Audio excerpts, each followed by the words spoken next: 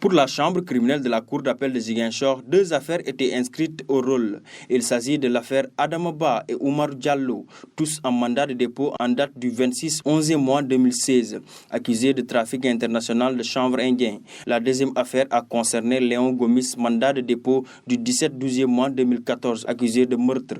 Après audience, l'affaire concernant Adama Ba et Oumar Diallo, qui est d'ailleurs en fuite, est jugée par contumace, 10 ans de travaux forcés et 2 millions d'amendes requis pour ces accusés reconnus coupables de tentative de trafic international de chanvre indien. La deuxième affaire de la chambre criminelle de la Cour d'appel a concerné le nommé Léon Gomis, accusé de meurtre, a rappelé que la peine en première instance était 7 ans ferme de prison, affaire qui est finalement renvoyée jusqu'à la prochaine audience. Ce mardi 17 décembre toujours, la chambre criminelle du tribunal de grande instance s'est penchée sur 2 affaires inscrites au rôle. Il s'agit d'Ibrahima Diatta, policier de son état, Mansour Nian, gendarme, plus 2 autres civils.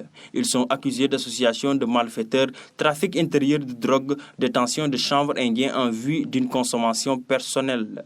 Déclaré coupable de tous les chefs d'accusation, la Chambre condamne le policier Ibrahima Diatta et le gendarme Mansour Nian à 10 ans de travaux forcés chacun, ordonne la confiscation et la destruction de la drogue saisie. Ils ont donc 15 jours pour interjeter appel. Les 2 autres civils, à savoir Ibrahima Sidibé et Ibrahima Solo Touré, impliqués dans cette affaire, reconnus coupables, ils s'en sortent avec une peine de 2 ans de prison chacun. La dernière affaire de la chambre criminelle du tribunal de grande instance concerne les nommés Amadou Diallo et Amadou Tidiane Diallo, mandat de dépôt en date du 19-10e mois 2016, accusés d'association de malfaiteurs, vol de nuit en réunion et avec violence. La chambre les déclare coupables de tous les chefs d'accusation et condamne chacun d'eux à 7 ans de travaux forcés.